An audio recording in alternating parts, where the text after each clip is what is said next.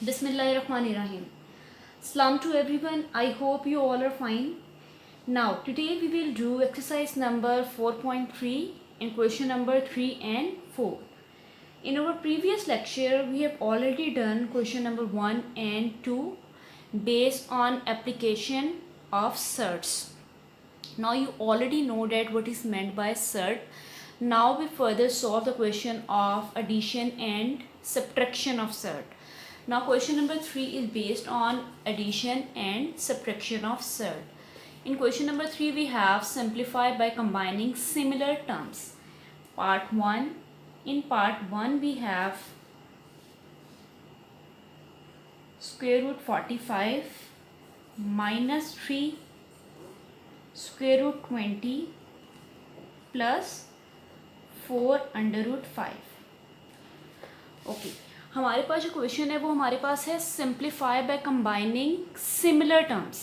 अब आप गर्ल्स देखें तो हमारे पास यहाँ पे 3 सर्ड्स हैं, बट इनमें से हमारे पास कोई ऐसी टर्म नहीं है कि जो हम उसको कंबाइन करें कि 3 की 3 टर्म्स में हमारे पास कोई भी ऐसी सिमिलर टर्म नहीं आ रही है। तो इसमें आप लोगों ने क्या करना होता है, सिंपल आप लोगों ने फैक्टर्स बनाने होते हैं। आप 45 है आपके पास, यहाँ पे हमारे पास 20 और सबसे स्मॉलेस्ट नंबर हमारे पास क्या है 5 है।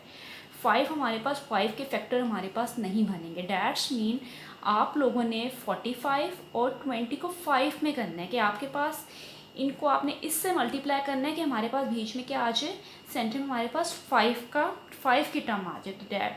तो इसमें हमारे पास क्या हो जाएगा 5 multiply by 9 which is equals to 45, 5 multiply by 4 which is equals to 20, 5 multiply by 1 which is equals to 5. So we can write as 9 multiply by 5 minus 3, 5 multiply by 4 plus 4 and 5 multiply by 1. अब आप लोग देखें तो आपके पास यहाँ पे क्या है, हमारे पास 2 टर्म्स हैं। तो हम लोग किस तरह से करेंगे, हम इसको स्प्लिट कर देंगे under root 9 and under root 5 minus 3 under root 5 and square root 4 plus 4 square root 5। अच्छा, 1 हमारे पास कंपल्सरी नहीं है क्योंकि हमारे पास स्क्वेयर रूट 1 क्या होगा, 1 के इक्वल होगा, तो इसको आप इग्नोर कर दें। अब क्या है, हमारे पास स्क्वेयर रूट 9 है, ये हमारे पास किसके इक्वल होगा 3 के square root 5 minus 3 square root 5 then square root 4 which is equals to 2 plus 4 square root 5। तो अब आप लोग देखें, अब हमारे पास 3 की 3 टर्म में हमारे पास जो टर्म कॉमन है वो हमारे पास क्या है 5 हमारे पास सिमिलर है। अब हमारे पास क्वेश्चन भी यही था, simplify by combining similar terms. आपने कंबाइन करना है सिमिलर टर्म्स को, तो इसको क्या करेंगे हम कंबाइन कर देंगे स्क्वेयर रूट 5। तो ये हमारे पास हो जाएगा 3 माइनस 3 प्लस 4। तो 3 और 3 की हमारे पास ऑपोजिट साइन की कैंसिलेशन हो जाएगी। So the final answer is square root 5 4 square root 5 is our final answer. अच्छा, सेम हमारे पास इसमें पार्ट 2 है। पार्ट 2 में आप लोगों ने क्या करना है, सेकेंड पार्ट में हमारे पास है 4 square root 12 plus 5 square root 27 minus 3 square root 75 plus 300। इसमें भी आप लोगों ने सेम वही काम करना है। अब आप लोग देखें तो आपके पास इस क्वेश्चन में भी कोई सिमिलर टर्म नहीं है कि जिससे हम क्या करें कंबाइन करें या कॉमन ले लें, तो कोई भी ऐसी टर्म हमारे पास नहीं है। तो आप लोगों ने फैक्टर्स ऐसे बनाने हैं कि आपके पास 4 की 4 में क्या आ जाए, एक आपके पास टर्म कॉमन आए। अब जिस तरह से हमारे पास 12 है, अब 4 और 3 का हम लोग करते हैं, तो 4 multiply by 3 which is equals to 12। Now 27 9 multiply by 3 which is equals to 27, 75 25 multiply by 3 which is equals to 75, 300 100 multiply by 3 which is equals to 300। तो आप लोग देखें इन 3 हमारे पास 4 टर्म में कौन सी टर्म हमारे पास कॉमन आ रही है, 3 हमारे पास कॉमन आ रहा है। कि आपके पास कोई ऐसी टर्म कॉमन आनी चाहिए कि जिसे हम लोग क्या करें कंबाइन करें। क्लियर। तो हमारे पास इसको हम किस तरह से करेंगे अब, 4 multiply by 3 plus 5 square root 9 multiply by 3 minus 3 25 multiply by 3 plus square root 100 multiply by 3। Same आप लोगों ने वही काम करना है जो आप लोगों ने क्वेश्चन नंबर 3 के फर्स्ट पार्ट में किया है। आप लोगों ने क्या करना है, इसको स्प्लिट कर देना है। स्प्लिट हम किस तरह से करेंगे कि हमारे पास क्या हो जाएगा, 4 square root 3 plus 5 square root 9 and square root 3 minus 3 square root 25 and square root 3 plus square root 100 and square root 3। अब आप लोगों के पास square root 4, as all of you know that square root 4 which is equals to 2 plus 5 square root 9 which is equals to 3 square root 25 which is equals to 5 and square root 100 which is equals to 10। सो आप लोगों के पास 4 की 4 term में जो हमारे पास common term है वो हमारे पास हम किसको कंबाइन कर सकते हैं, अंडर रूट 3 को। तो ये हमारे पास क्या है, कॉमन है। तो आप लोग क्या करें, इसको कॉमन लेंगे, under root 3। Then 4 multiplied by 2 8 plus 5 multiplied by 3 15 minus 5 multiplied by 3 again 15 plus 10। Now again हमारे पास कैंसिलेशन हो गई है ऑपोजिट टर्म की। 10 plus 8 which is equals to 18। Now 18 under root 3 is our final answer।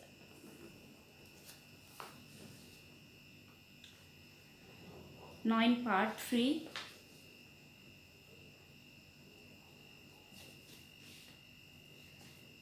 square root 3 2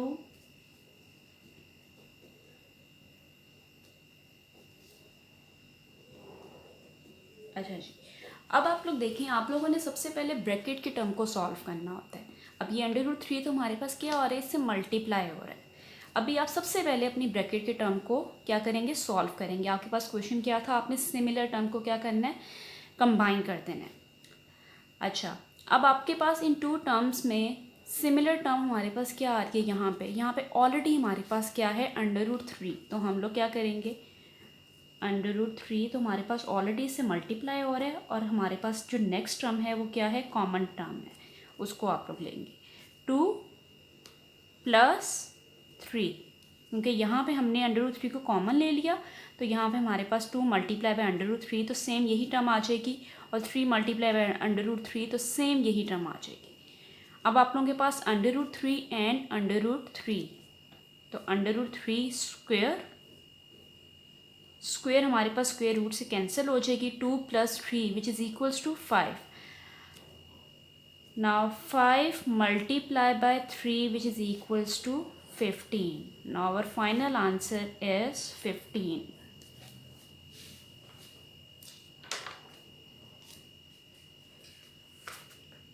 Now fourth part is your homework.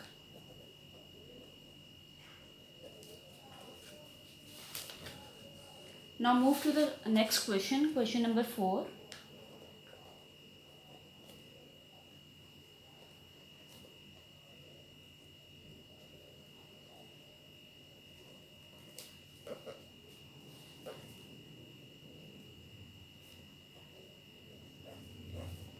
Now we have to simplify this term. Okay girls, अगर तो हमारे पास ये previous में भी आपको पता है, यू ऑलरेडी नो डैट, अगर हमारे पास सेम टर्म्स हैं, सेम हमारे पास पेयरिंग में टर्म्स हैं और ऑपोजिट साइन है, हमारे पास फर्स्ट साइन पॉजिटिव और सेकंड साइन आपके पास क्या है, नेगेटिव है, तो आप लोगों को पता है, as all of you know that the formula a plus b and a minus b which is equals to a square minus b square. In this terms, a which is equals to 3 and b which is equal to under root 3. तो आपके हमारे पास हो जाएगा a which is equals to 3 and b which is equals to under root 3. So we can easily substitute this value in formula and simplify this. So we have 3 plus under root 3 and 3 minus under root 3.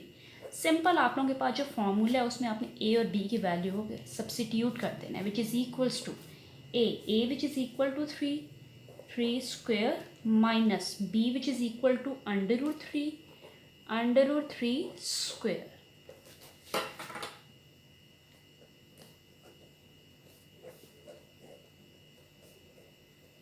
तो हमारे पास क्या हो जाएगा 3 square which is equals to 9 minus square under root से cancel हो जाएगा. तो हमारे पास जो फाइनल आंसर है कि जब हम इसको सिंप्लीफाई करेंगे इन टू टर्म्स को तो फाइनल आंसर हमारे पास क्या आ जाएगा 6 आ जाएगा by using this formula.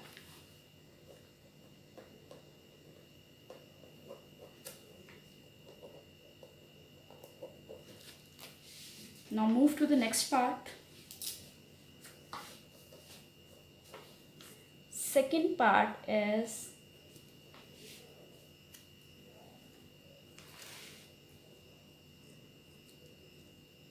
square root 5 plus square root 3 whole square. अच्छा, अगर हमारे पास कोई टू टर्म्स हो और वो स्क्वायर में हो तो उसमें भी हम लोग क्या करते हैं फॉर्मूला यूज़ करते हैं. अब जो हमारे पास नेक्स्ट फॉर्मूला है वो हमारे पास में कौन सा यूज़ होगा जिससे हम इस टर्म को क्या करेंगे सिंप्लीफाई कर लेंगे बहुत इजीली. तो वो हमारे पास फॉर्मूला जी है a plus b whole square which is equals to a square plus b square plus 2ab. Now in this term a which is equals to under root 5 and b which is equals to under root 3. Now we can substitute this a which is equals to under root 5 and b which is equals to under root 3. So we can substitute this value in formula. Now we have under root 5 plus b under root 3 whole square. A which is equals to under root 5 whole square plus b which is equals to under root 3 whole square plus 2a which is equals to under root 5 and b which is equals to under root 3. So we can write as 5 plus 3 plus 2 under root 5 and under root 3. अच्छा, previous lecture में हम लोगों ने multiplication of surd में एक law किया था. वो लॉ हमारे पास क्या था, अगर तो हमारे पास टर्म क्या होगी a एंड b, हमारे पास ये टू टर्म्स हैं टू सर्ड्स हैं और उनके क्या हैं सेम ऑर्डर है. So we can write as a b form. तो सेम हम लोगों ने ये जो लॉ हमारे पास है वो इसमें अप्लाई करेंगे तो हमारे पास ये फाइनल आंसर आ जाएगा 5 plus 3 which is equals to 8 plus 2. Now we can write as 5 multiply by 3. Now 8 plus 2, 5, 3, 15. So this is your final answer.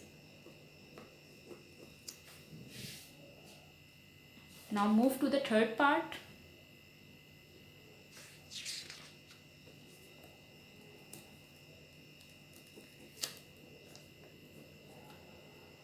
Under root 5 plus under root 3 under root 5 minus under root 3. Same इसमें आप लोगों ने क्या करना है, same वही जो हमने क्वेश्चन नंबर 4 के फर्स्ट पार्ट में फॉर्मूला यूज़ किया था a plus b and a minus b. इसमें हमारे पास a क्या है अंडर रूट 5 है और b हमारे पास क्या है अंडर रूट 3 है. सेम आप लोगों ने ये फार्मूला यूज़ करना है. इस फार्मूले में आप लोगों ने a की डिफरेंट वैल्यूज़ ये वाली सब्स्टिट्यूट करनी है और फाइनल आंसर आपके पास क्या आ जाएगा सिंपलेस्ट फॉर्म में आ जाएगा. So this is your homework.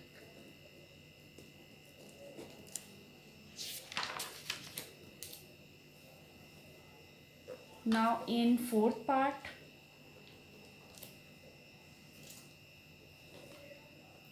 under root 2 plus 1 divided by square root 3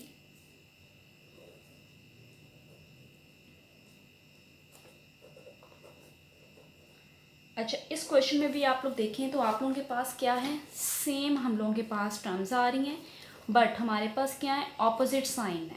opposite sign होंगे और सेम हमारे पास क्या होंगी, टर्म्स हैं। तो आप लोगों के पास कौन सा फॉर्मूला जी यूज़ होगा, ए प्लस बी। इसमें जो हमारे पास फॉर्मूला यूज़ हो रहा है वही प्रीवियस फर्स्ट पार्ट का हमारे पास फॉर्मूला यूज़ हो रहा है, A plus B a minus b, which is equals to a square minus b square.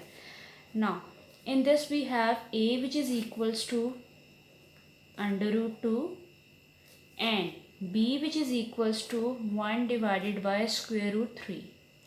Now we can easily substitute this value of a and b in this formula and we can easily simplify this. Now we have square root 2 plus 1 divided by square root 3 square root 2 minus 1 divided by square root 3. Simple हम लोग क्या कर रहे हैं, इस फॉर्मूले में a और b की वैल्यूज़ को सब्सिट्यूट किया है. Now a square root 2 whole square minus 1 divided by square root 3 whole square.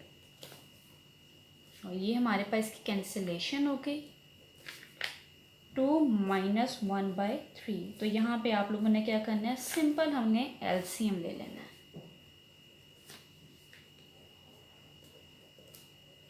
Now 4 divided by 3 is your final answer.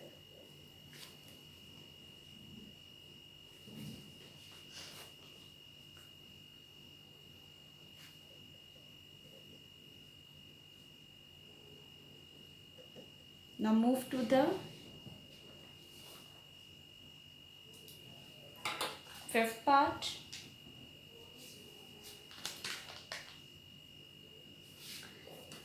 अच्छा, 3 डिवाइडेड बाय 3 1. सो यहाँ पे हमारे पास क्या आ जाएगा, 1. 6 minus 1 which is equals to 5. Now we have 5 divided by 3 is our final answer. Now move to the fifth part. In fifth part we have